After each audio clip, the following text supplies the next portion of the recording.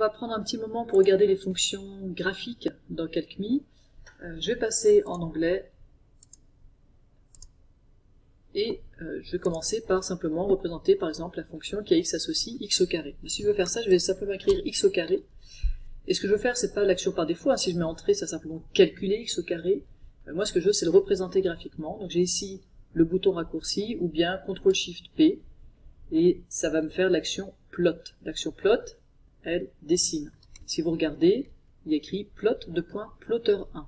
Ça a donc dessiné dans ce cadre qui s'appelle plotter1, dans ce dessin qui s'appelle plotter1. Si je fais 1 plus x et que je représente encore, eh bien j'ai représenté 1 plus x dans le même dessin plotter1. Si je veux que ce soit dans un dessin différent, je vais faire New Plotter, ici, hein, sur la petite... et voilà, j'ai maintenant un dessin qui s'appelle Plotter1 avec la courbe x au carré, et puis un dessin qui s'appelle Plotter2 avec la droite. Et ce qui va être très bien dans Wiris, dans Moodle, c'est que on va pouvoir définir donc nos dessins au niveau de l'algorithme, et ensuite faire un dièse Plotter1, par exemple dans l'énoncé, ça sera tout simplement un appel au dessin Plotter1, et ça va simplement afficher le Plotter1.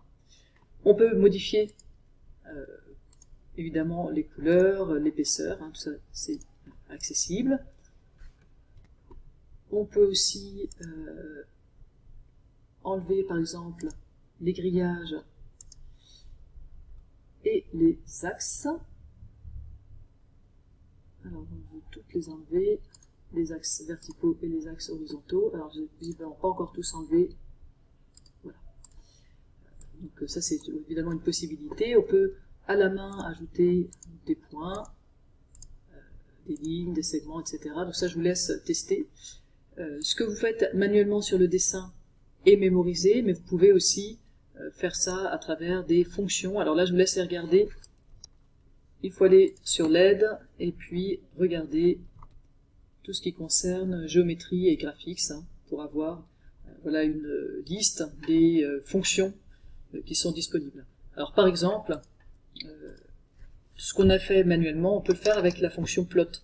Si je fais plot x au cube, virgule, je vais pouvoir ensuite mettre une série de paramètres, et donc par exemple color égale red et line width égale 4. Si je fais ça, ça va me dessiner x au cube, alors sur le plotter 2 ici, en rouge avec une épaisseur de 4.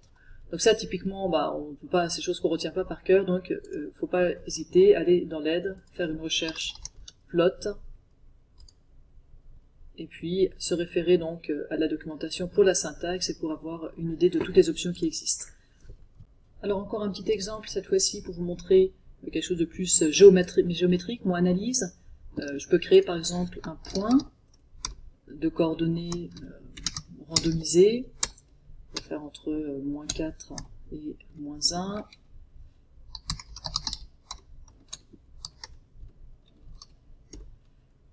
Et je vais le dessiner. Donc je vais faire l'action plot sur ce point.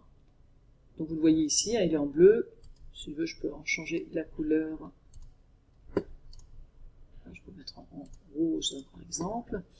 Et puis je vais faire la même chose, je vais créer un deuxième point B que je vais également représenter sur le dessin. Et ce que je peux faire, c'est faire un segment entre ces deux points. Dans ce cas-là, donc je fais le segment directement ici. Et ce qui est intéressant, c'est de voir ce qui se passe si je mets à jour. Est-ce que le segment va rester et les points bouger? Eh bien non, vous voyez que le segment bouge bien, donc c'est bien un segment qui est créé entre les points A et B, et pas entre les coordonnées absolues au moment où il a été créé.